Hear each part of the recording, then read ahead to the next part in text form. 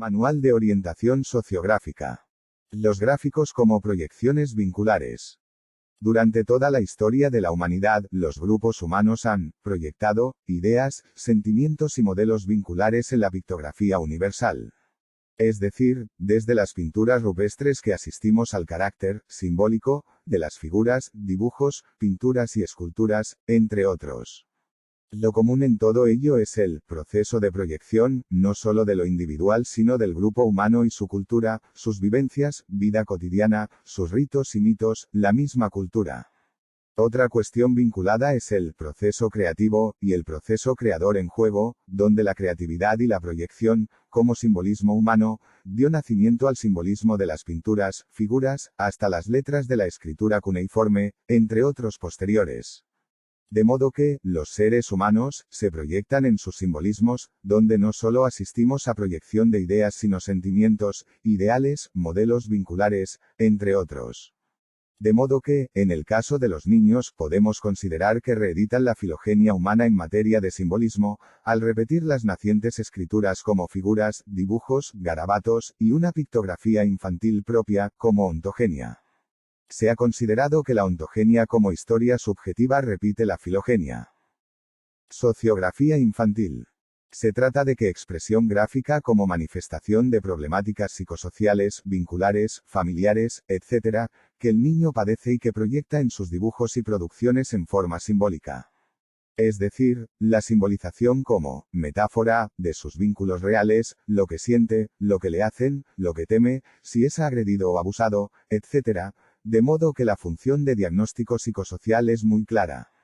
Es un medio indirecto de acceder al inconsciente del niño y sus problemáticas existenciales con el objetivo de orientar a la familia, los padres y al propio niño. Los niños imitan a los grandes y si poseen modelos familiares para dibujar y esbozar garabatos, lo harán, como sucede luego en el jardín o la escuela. De modo que vivimos en un mundo de palabras y signos, de imágenes y grafías que los mismos ensayan para manifestarse. El desarrollo del grafismo en los niños. Desde las etapas vegetativas motoras, de los primeros 15 meses aproximadamente, según Georges Luquet, donde no controla sus movimientos y los trazos son descoordinados. Son los primeros garabatos. Más adelante, hacia los 2 años, surge el garabato con nombre, donde por fin puede realizar círculos elementales y al que le pone nombre a su manera. Por supuesto que importa los modelos sociales estimulantes y que el pequeño imita. La imitación es realizar lo que los demás realizan, como el dibujar, así como el jugar con la hoja, de forma aún poco coordinada. El garabato social surge entre los 3 y los 4 años aproximadamente, y el niño imita activamente el dibujar y el escribir de sus mayores. Los trazos son aún torpes y las figuras son símbolos elementales. La etapa del preesquematismo, según Lowenfeld, se da entre los 4 y 7 años donde los aportes escolares intensifican la capacidad gráfica del niño. Es por ello que notamos notables progresos en materia de sus dibujos. Dibujos y trazos evolucionan como progresos en la simbolización gráfica, aunque para nosotros el interés radica en la medición psicosocial del grafismo infantil. El niño incorpora lo que H. G. Mead llama, otro generalizado, como su grupo primario familiar así como la escena escolar, lo que enriquece los elementos de sus producciones gráficas. Nosotros nos fijamos no solo el progreso del símbolo y la capacidad para dibujar sino en el contenido emocional y vincular, de los mismos, en lo que transmiten como contenidos vinculares que le afectan, lo que observa en su casa, en la pareja de los padres, los integrantes de su familia y la escuela. Pero también encontramos contenidos sobre el conflicto edípico, la faz emocional de sus dibujos, la figura de los padres o sus sustitutos, como propios de esta etapa. El niño incorpora las diferencias de géneros, de sexos, las vestimentas, pero también sus angustias y miedos, como figuras de monstruos, etc., según influencia de los dibujitos o películas que observa. La etapa esquemática va de los 7 a los 9 años aproximadamente. El niño ya dibuja figuras humanas que superan al garabato renacuajo, que es un redondel con ojos y piernas y puede dibujar a los padres, a la seño, policías, etc. La siguiente etapa es la realista, que va entre los 9 y 12 años, y se caracteriza por una mayor conciencia de sí, el abandono de las formas exageradas y la búsqueda de precisión en sus dibujos de temas realistas, sucesos, cosas que vio, escenas sociales, peleas, etc.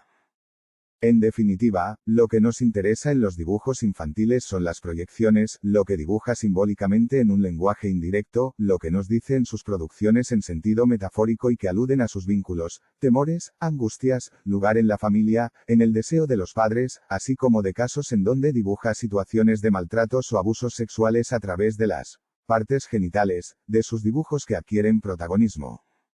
El encuadre de la orientación con dibujos. En un primer momento tenemos a la entrevista con los padres, que nos anotician de las razones de acudir a un orientador. Es que ha sucedido algo, una escena, el niño se puso mal luego de que sus padres se separaron, la abuela está preocupada, etc. Es decir, el motivo de la consulta, en la entrevista con padres. Todo lo que nos cuentan lo tomamos como la novela familiar, o historia oficial, y de lo que se trata es, además de escuchar a los padres, pasar a la entrevista con el niño, donde él nos habla de él mismo, de lo que le pasa, de lo que sufre, de cómo ve las cosas. Resultan crucial todo lo que nos cuenta sobre su familia, hermanos, padres, lo que sucede en su casa, en la escuela, y cuál es su sentimiento respecto de los mismos, si hay angustia, temor, si se siente querido, si es castigado, pospuesto, etc. De acuerdo a informaciones sobre el caso, preparamos preguntas tendientes a conocer aún más su situación, pero esta vez desde su visión de niño, para evitar el adultomorfismo donde se induce al niño a creer la realidad para los grandes como propias.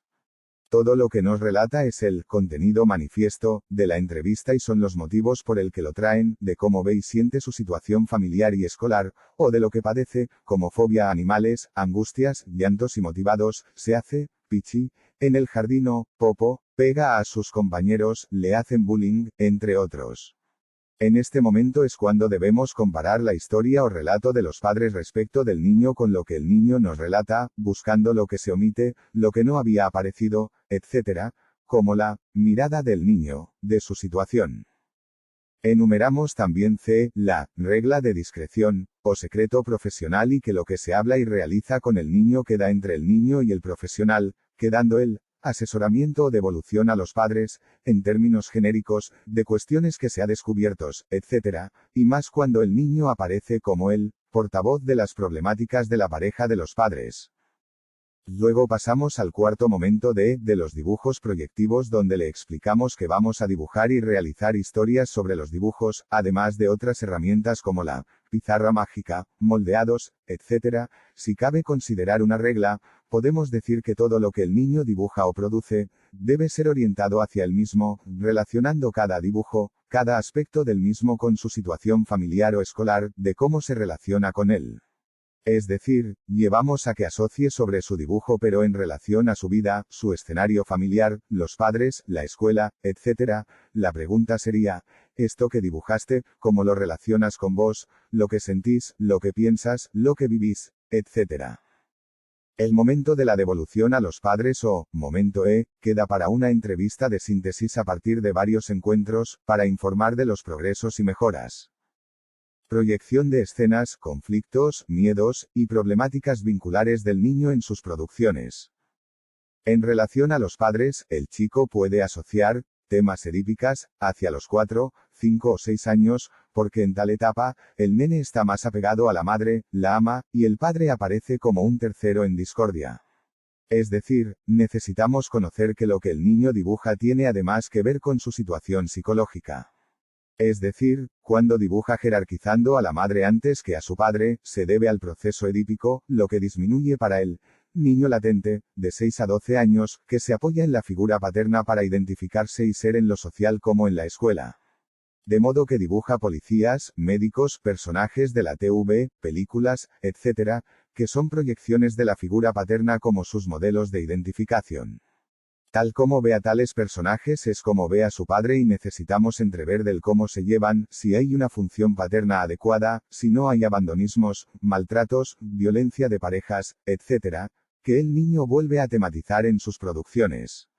A veces dibuja al abuelo, como en los casos de padres ausentes o lo dibuja periférico, con ambigüedad sexual, etc., lo que nos habla de zonas emocionales, para indagar y precisar su identidad sexual o sus ideas respecto del padre, lo que significa para él, si le transmitió, males de archivos, como adicciones, alcoholismos, delincuencias, modelo de amor problemático, divorcios, etc.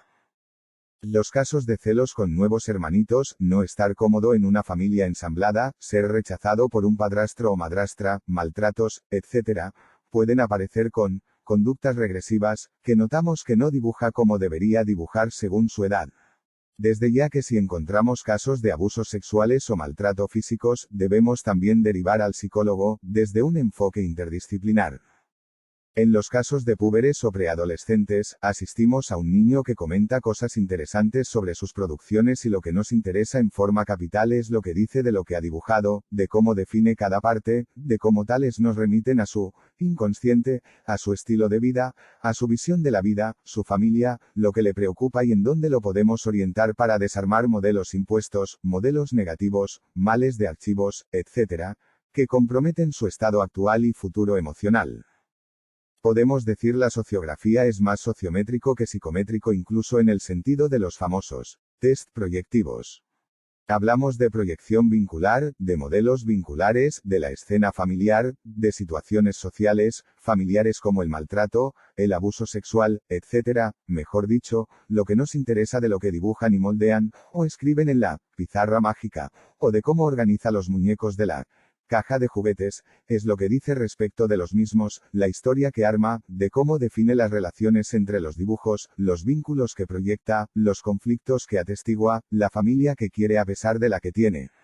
De cómo define la relación de sus pares, de cómo se siente respecto de cada uno de ellos, cómo define sus vínculos de géneros, sus miedos precoces o miedos localizados ante peligros familiares reales, sus traumas proyectados en sus dibujos, de cómo siente los métodos de castigos familiares, de cómo sabe cuidar su cuerpo incluso de los demás, si sufre y del por qué sufre, cuáles son sus juegos y qué piensa de los mismos, de lo que ve como feo y lo lindo, dibujos de celos respecto de hermanitos, de lo que acaece en su casa en ausencia de sus padres.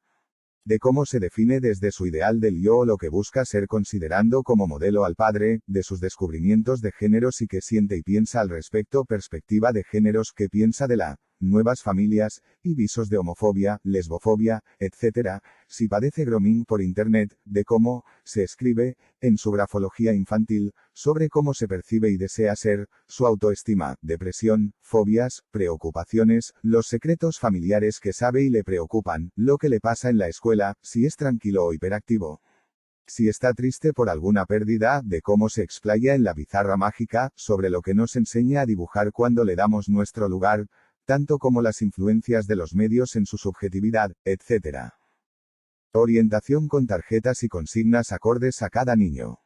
De cada tarjeta elaboramos una consigna que presentamos en forma de pregunta, como una mayéutica socrática, y como test de asociación de palabras, en que el sujeto responde a la consigna proyectando explicaciones sobre su problemática. Además, 1. Necesitamos conocer en detalle el significado de cada tarjeta para poder armar una comunicación subliminal, a partir de frases acordes, dichos, refranes, casos, escenas de películas, una anécdota que lleve el concepto y como modelo ejemplificador, una consigna, presentarlas como test de asociación de palabras, y dinamizar la metalógica, o el arte de versar juntos, conversar. Es decir, armamos una metáfora que ejemplifique lo que al sujeto le sucede en un momento, en otros, de lo que sufre, o sobre lo que nos está comunicando, etc., y al mismo tiempo, la línea de orientación, o salidas, al callejón sin salida, de sus conflictos o problemas. 2. Los que deseen utilizar las tarjetas, como auto, guía y como recurso para que el sujeto o grupo elija algunos y poder así asociar, debatir, analizar, etc. Tarjeta 1, es la primera tarjeta en que indicamos al niño la tarea de dibujar, modelar, usar la pizarra mágica, pintar y jugar con la caja de juguetes hablando de cada cosa, y que vamos a conversar sobre muchos temas. Necesitamos hojas A4, lápices, crayones, plastilinas, la caja de juguetes y muñecas afines a la familia y sus integrantes, la citada pizarra mágica, etc. La consigna sería, vamos a dibujar, escribir, etc., contar historias y describir lo que dibujamos y ver qué cosas queremos que cambie, entre otros. Tarjeta 2. Vamos a dibujar una familia tal como lo dibujamos siempre, describimos qué hacen y luego conversamos sobre tu dibujo. Es decir, el dibujo de su familia por más que la consigna sea dibujar una familia. El niño dibuja desde una subjetividad radical y proyecta su familia y los vínculos en la hoja, así como su propia interpretación y visión de la misma, su lugar emocional en relación a los padres, y sucesos y problemáticas que acaecen en la misma. Es el primer momento. En un segundo momento la consigna es, explicarme un poco tu dibujo, cómo lo relacionas con vos, qué cosas querés que cambie, y todo lo que vos quieras conversar. Su familia son sus padres y hermanos, además de otros integrantes y cuando define cada vínculo, cada tema, cosas que pasan, los conflictos, etc., define una familia no solo desde su visión sino, identificado a su género, es decir, a su padre por ejemplo, y debemos despejar lo que desea él como sujeto del de los adultos. En la familia que dibuja y describe, debemos despejar la verdadera familia, el guión familiar, e incluso, la familia que papá busca desde la dialéctica familiar y la familia que mamá busca, donde el niño se encuentra desgarrado entre ambos mundos y como su síntesis. En cierta manera, al orientar al niño hacia una familia conjunta, una pareja conjunta, la inclusión del abuelo o de un discapacitado, lo posicionamos como agente de cambio de su familia y como portavoz de lo nuevo. Ello no significa que los padres cambien o sigan las consideraciones del niño, pero habremos despotenciado los modelos impuestos e impositivos en su guión y con ello ayudamos al niño a tener otra visión de la situación. Tarjeta 3. En esta tarjeta vamos a dibujar la familia que yo quiero, no la familia que veo y siento y vamos a inventar lo que hacen para luego conversar sobre tu dibujo. La consigna es muy clara. El niño va a dibujar otra familia, pero allí debemos considerar que la realidad para el niño está contaminada de definiciones adultas, de modo que al analizar la historia que inventa y comentar su dibujo, debemos acompañarlo con una mayéutica para despejar los moldes impuestos, las definiciones oficiales de su familia y de sus padres, y sobre todo, del padre del mismo género para poder sortear la lealtad de género, que mantiene atrapado al niño en el deseo de dicho padre. De modo que lo invitamos al dibujo de la familia alterna, la otra, la que supera las luchas entre mamá y papá, e incluso, para que el niño pueda también contribuir a que los padres entiendan maneras más conjuntas de ser y cambiar. Claro es que también orientamos a los padres, y los temas se articulan en una sinergia familiar hacia el cambio. Al dibujar, comentar y explicar su dibujo, cuando conversamos, el niño exterioriza angustias, sentimientos, etc., y constituye un momento de catarsis, que va seguido del momento elaborativo, en que realizamos el dibujo que me gustaría que pase, respecto de sus padres, su familia, etc. Tarjeta 4. Vamos a dibujar a papá y mamá como son ellos, que es una consigna que nos va a dar la idea de qué tipo de pareja se está transmitiendo en la mente del niño. Es decir, buscamos descontaminar o desidentificar al niño de los modelos conflictivos y que pueda considerar que sus padres podrían ser más comunicativos, hacer cosas juntas y luchar por la pareja. En el momento en que comenta su dibujo y le hacemos preguntas, tratamos de detectar las premisas de nuestra orientación a parejas, así como de orientación en divorcios, para despotenciar en el niño los moldes nocivos transmitidos en forma de metáforas, relato de anécdotas, fábulas donde los personajes también tienen diferencias y conflictos pero que luego terminan bien jugando juntos, etc. La idea es la siembra metafórica, para evitar que los padres consideren que inducimos al niño a las críticas. Es sobre todo apuntar a cambiar los modelos en el niño y para que cambie sus definiciones desde modelos problemáticos a otras más positivas. Tarjeta 5. La consigna en esta tarjeta es, vamos a dibujar un niño, según corresponda, a los fines de percibir su autoconcepto, íntimamente relacionado a cómo lo definen sus padres, en especial el padre del mismo género, que el sujeto asume como su misma definición de sí. Digamos, el autoconcepto es la internalización del concepto del padre sobre el sujeto. Allí es donde podemos considerar al niño como la astilla de un palo, que le ha cedido muchas insignias, o modelos de conductas que la madre no acepta, o incluso otros personajes como los abuelos. Pero aún, el sujeto recibe otra definición de sí, proveniente de la madre, del otro linaje, donde es ubicado en el mismo como otro eslabón y depositario de un rol secreto, con sus atributos y virtudes, condenas y felicidades, etc., de modo que, cuando dibuja al niño, se dibuja, y allí sintetiza lo que venimos considerando. De más está decir que si detectamos males de archivos, o modelos negativos, herencias psicológicas de condenas, como modelos adictivos, delincuencias, modelos de parejas problemáticos, etc., nuestra tarea es su despotenciación en la conversación y a través de la comunicación subliminal, donde los personajes familiares son sustituidos por fábulas, películas, casos, etc., para que no sea un análisis directo de la familia a través del niño sino lo que el niño internalizó de la familia como modelos negativos. Tarjeta 6. La consigna en esta tarjeta es, vamos a dibujar cosas que nos da miedo, y que no queremos suceda. En este dibujo, el niño proyecta sus miedos y angustias, tanto en el afuera familiar como miedo a animales y monstruos que hay más allá o incluso dentro de la familia donde pueden existir peligros reales para él. En definitiva, cuando llegamos al momento en que nos comenta su dibujo y nos toca preguntar, debemos cerciorarnos de que no existan miedos reprimidos, como amenazas psicopáticas como en casos de abusadores que intimidan y asustan al niño o niña. Incluso y como test verbal, suelo presentarle una familia donde hay 2 integrantes para luego preguntarle a quién debería tenerle miedo, etc. De esa manera, nos aseguramos de que el niño no se encuentra a merced de peligros reales. Tarjeta 7. Vamos a dibujar un niño que es castigado y lo que siente. Es un dibujo que no solo pone a la orden del día los métodos educativos más o menos represivos de los padres, sino además temas probables como el síndrome del león, donde sabemos que los leones castigan y matan a los hijos de otros o, en el caso de la madre, el síndrome de Medeas, que ante el engaño de Jasón, su marido, urdió una trama para matar no solo a la rival sino a los hijos, como indicador de que algunas mujeres en el marco de un divorcio conflictivo, pueden utilizar al niño como trofeo. Es el caso del sapo síndrome de alienación parental o, si no se desea este término, el de obstrucción vincular, en que uno de los padres impide a la otra parte ver a su hijo y lo hipnotiza con difamaciones hacia el padre o la madre. En otros casos, puede que exista un padre o una madre que ante el castigo del niño no se controle, como síntoma de que allí hay un problema de descontrol que ubica al sujeto del lado de un registro psicótico o psicopático. Debemos resguardar los derechos del niño y sondear a fondo sus problemáticas ayuda a visualizar lo que pasa verdaderamente. Tarjeta 8. Es una tarjeta que alude a casos donde observamos inhibición, conducta regresiva en la escuela como enuresis, se hace pipí encima, encopresis, se hace popó, miedos excesivos, miedo a estar sola, etc., y que pueden ser indicios de abuso sexual infantil. De modo que procedemos a la consigna de, dibujamos un niño que le tocan el cuerpo, para ver si proyecta escenas vinculadas para luego proceder a las preguntas sobre su dibujo.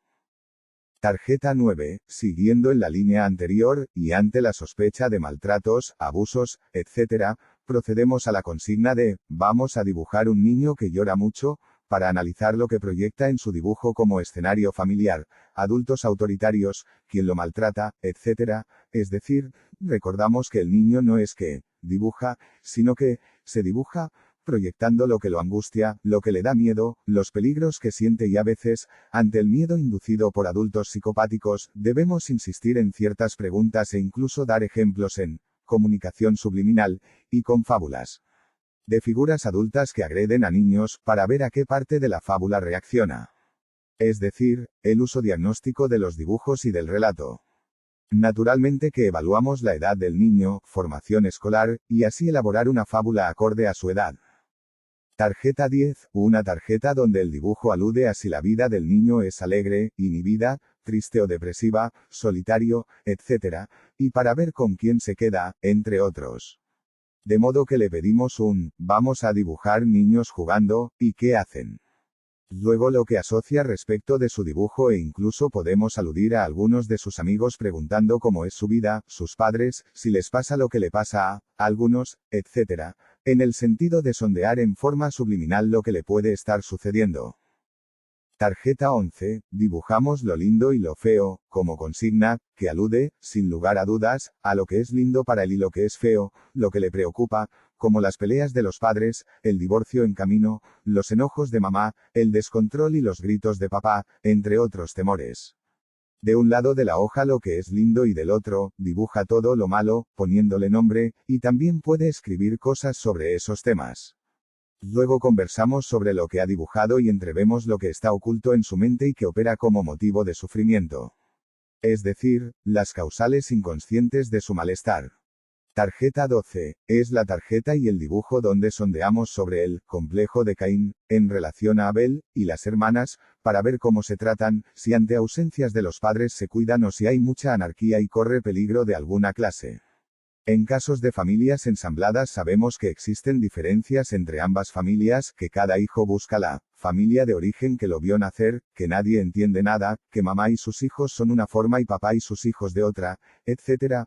Procedemos entonces al ensamblaje de su familia internalizada, llevando de a poco a que comprenda que cada hijo internaliza a su familia, que hay tantas familias como hermanos, y que de las varias familias, como el que busca mamá y el que busca papá, tanto como los hijos de cada uno, debemos armar la familia actual, para poder terminar todos jugando, porque somos diferentes pero también tenemos cosas en común. Este cambio de perspectiva reposiciona al niño de diferente manera y comienza el proceso de empatía con sus hermanos, buscando reparar los vínculos rotos, las peleitas, etc., para poder jugar todos juntos. Tarjeta 13. Es la tarjeta del niño no querido, y la idea es que el niño pueda proyectar su identificación con el mismo o no, o al menos, que aluda en su dibujo y en la historia que cuenta, a grados de desamor y temas relacionados con sus vínculos emocionales con los padres o sustitutos. La consigna de dibujamos lo que le pasa a un niño, aluden también a otros temas, por lo que podemos encontrar reflejado desde maltratos, indiferencias, favoritismos, abandono emocional, soledad, etc. Si el chico es muy poco dibujante, lo que le da sentido y direccionalidad a sus producciones es lo que dice de lo que dibuja o realiza como boceto. Tarjeta 14. La consigna es un dibujemos cuando mamá no está en casa, y esperamos escenas vinculados a lo que le pasa cuando no están sus padres o la madre, en caso de monoparentalidad.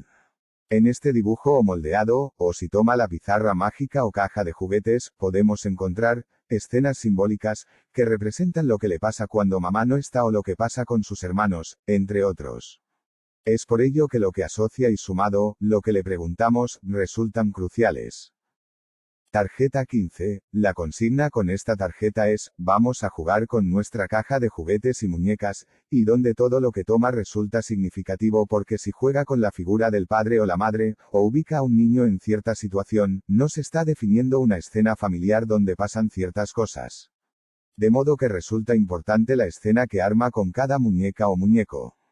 Es por ello además que nuestra caja de juguetes debe estar lo suficientemente nutrido de personajes de la familia a los fines de captar cuál muñeco es lo que considera como bueno y cuáles como malos, etc. En la fase de conversación respecto de sus producciones, también realizamos preguntas que consideramos no están escenificadas y que como hipótesis venimos hilando desde las entrevistas con padres y con el propio niño. Tarjeta 16. La consigna en esta tarjeta es, vamos a dibujar cuando somos ya grande. Sondeamos su ideal del yo, lo que busca ser, la senda que sigue y el personaje inconsciente, que tiene como ideal y que suele ser el padre, el abuelo, un tío, cuando el padre no está. Es una imagen estructurante de su subjetividad y si encontramos males de archivos transmitidos por él mismo, el procedimiento es la reformulación del modelo de vida inculcado por tal personaje. Incluso si el padre no vive con él, lo produce en el plano imaginario a través de dichos y alusiones familiares al mismo, por lo que, debemos sondear en su discurso lo que sabe del mismo y qué cosas aprueba y cuáles no para reformular las cosas malas como el abandonismo, entre otros. Tarjeta 17. Es el dibujo donde indagamos sobre sus ideas respecto de las cuestiones de géneros, la identidad sexual, cómo se define y cómo define a diversos géneros, y en definitiva, lo crucial es su autoconcepto sexual y de género. Cabe aclarar que es un niño que aún no ha atravesado la adolescencia y su identidad sexual y de género está en etapa de transición aunque en muchísimos casos ya se definen muy bien hacia los 7 años en adelante. Tarjeta 18. La consigna es un, vamos a dibujar nuevas familias que conocemos, y dejamos que piense. No le inducimos de la existencia de otros tipos de familias porque importa su concepto de los mismos. De modo que, lo que dibuja es importante y luego procedemos a la fase de preguntas y conversaciones sobre su dibujo. Tarjeta 19. En este dibujo sondeamos sobre el grooming y la consigna es vamos a dibujar cosas buenas y malas de Internet, esperando además otros conceptos y aportes de sus avances en el conocimiento sobre lo social, los medios, cosas que ve en las redes, entre otros. Tarjeta 20. Es un dibujo importante porque allí sondeamos los secretos de familias, lo que se oculta por vergüenzas, miedos, amenazas, etc., como incestos, abuso sexual, violencia sexual de los padres, delitos, crímenes, adicciones, etc. De modo que procedemos a la consigna y luego pasamos a la fase de preguntas y conversaciones para ahondar en sus producciones. Tarjeta 21. Es el estudio de la grafología como ciencia psicológica que estudia la grafía como proyección de la personalidad. La forma y los trazos de la escritura proyectan contenidos vinculados con el carácter, estados emocionales, incluso de indicadores de su está conectado con la realidad compartida o no. Estudiamos los trazos, si son seguras e íntegras, o si son lábiles, con indicadores de depresión, u otros rasgos de la subjetividad.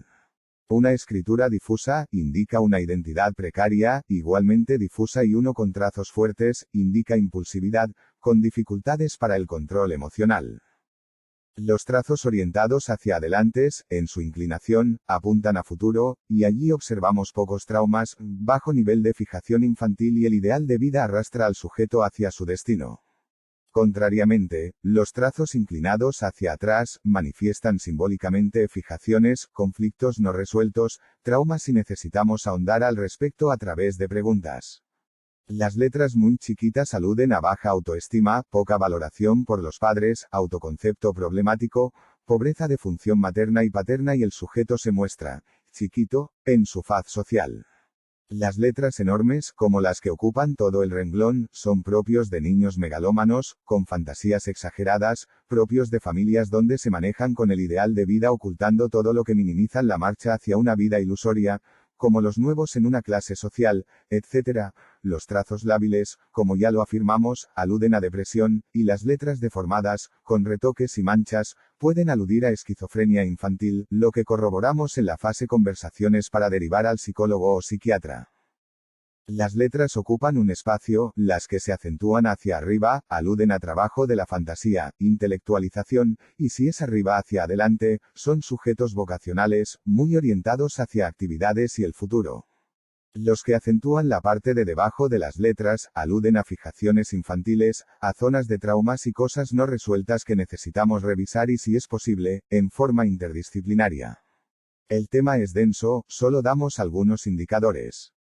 En los casos de letras perfeccionistas nos encontramos con letras superioica, muy formales, detalismos, afán por el orden y la autodisciplina, propio de niños obsesivos.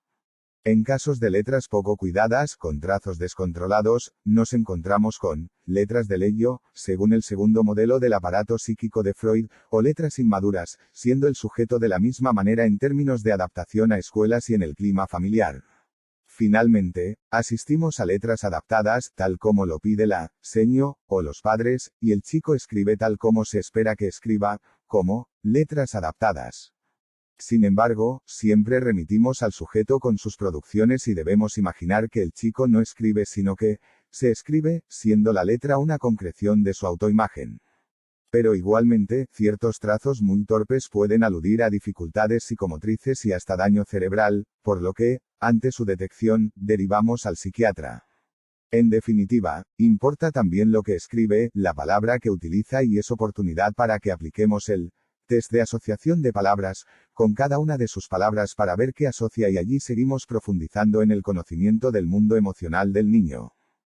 Tarjeta 22. Pintamos lo que imaginamos y queremos, en donde el niño se centra en su deseo, en lo que anhela, lo que busca y que, al mismo tiempo nos remite a lo que no puede lograr, los obstáculos, límites, etc., a la consecución de su deseo. Es un dibujo que apunta a futuro, a la direccionalidad del deseo que busca algo, tiene su faz de finalismo, y que para entender también lo que hace necesitamos saber lo que busca como finalidad perseguida por toda conducta. Pero del deseo y anhelo del niño debemos despejar los deseos adultos infiltrados en él como la misma realidad, y confrontarlo con su individualidad para ver qué de verdad desea más allá de los adultos. Es allí donde surgen cosas interesantes. Tarjeta 23. La consigna acá es el modelado de la familia, o en su defecto, la pareja de los padres, aunque también, como ve a la madre y el mismo si es monoparental.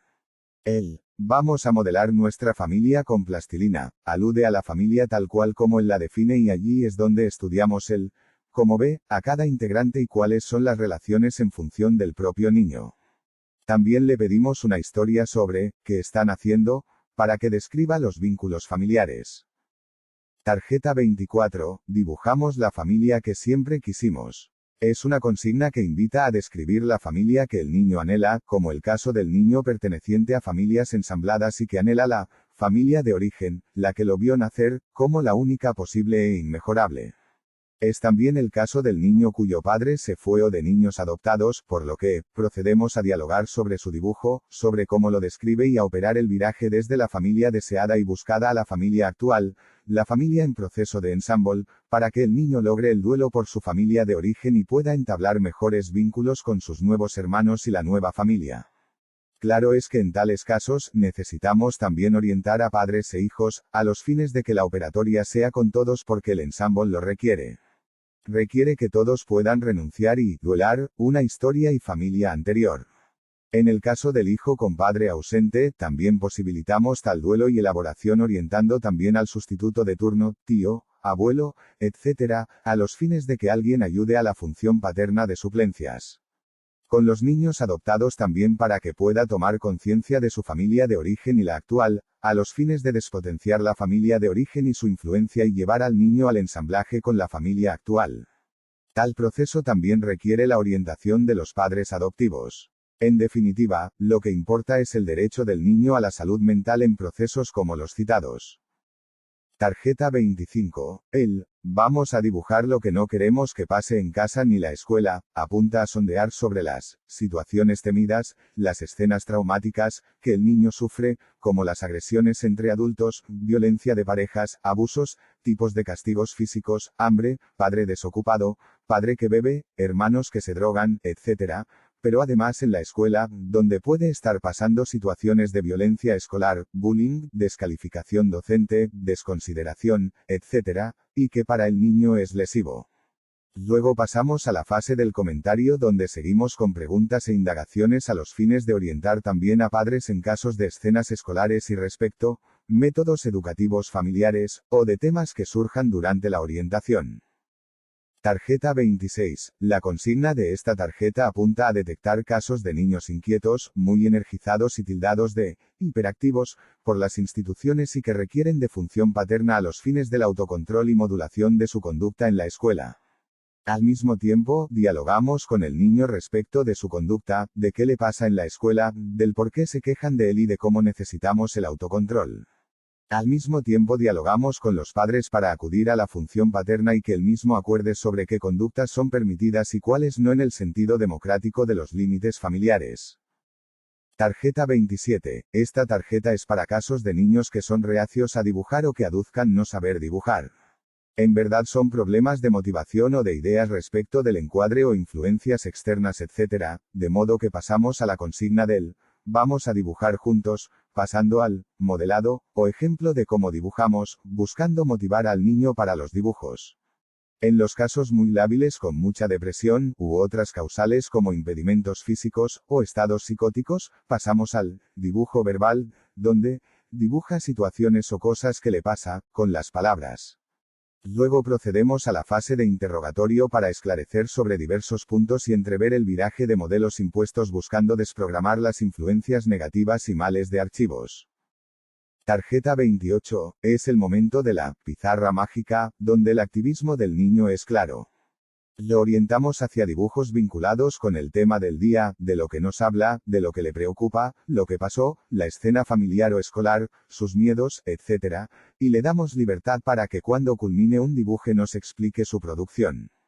Procedemos a las preguntas siempre orientándolo hacia el mismo, donde cada trazo o dibujo lo redireccionamos hacia su propia historia, su propia mirada, lo que siente, y las posibilidades de cambios hacia modelos más positivos y adaptados al nivel del niño en materia de comprensión. Utilizar fábulas y animales ayuda en los más chicos que se tornan más conceptuales hacia la pubertad. Claro es que lo que buscamos conocer son las marcas de su pizarra mágica o inconsciente, como traumas, secretos silenciados, ideas que teme decir, escenas que le importan, temores, etc. Tarjeta 29. Es la tarjeta donde le damos protagonismo al niño en materia de dibujar, moldear o escribir. Entonces, él mismo pasa a la acción y lo que desea dibujar o pintar, etc., resulta indicativo de cuánto ha cambiado y buen pronóstico. Al mismo tiempo le damos protagonismo para dibujar las escenas temidas de todo niño, como el miedo a las agresiones, peleas familiares, abusos, monstruos, violencia de parejas, etc., y que necesitan metabolizar o elaborar. Al mismo tiempo es una forma de catarsis y descarga de lo negativo al pasarlo a la simbolización y que nosotros aprovechamos para establecer el viraje hacia modelos de conductas mejores como las que observa en sus padres, pero desde un lenguaje muy cuidado y que sea subliminal, en el sentido en que le transmitimos las ideas a través de metáforas, fábulas, películas, etc., y acordar con el niño que estamos hablando de cosas que quedan allí entre el profesional y él. Los padres son muy sensibles a cualquier cambio del niño y debemos ir con cuidados en los casos de sujetos hipersensibles. Tarjeta 30. La consigna de esta tarjeta alude a las posibles influencias negativas de las redes, la TV, películas, etc., y que el niño vuelve a tratar en sus dibujos. Son modelos sociales, mediáticos que influyen transmitiendo patrones violentos, disvalores o contravalores y que necesitamos despotenciar. Al mismo tiempo, tales personajes mediáticos constituyen proyecciones de los personajes familiares y donde volvemos a encontrar los conflictos que preocupan al sujeto, pero esta vez en el plano de la metáfora. Una metáfora es decir algo en un lenguaje indirecto, con personajes o fábulas, incluso películas, pero donde podemos encontrar pistas sobre las razones de lo que le pasa.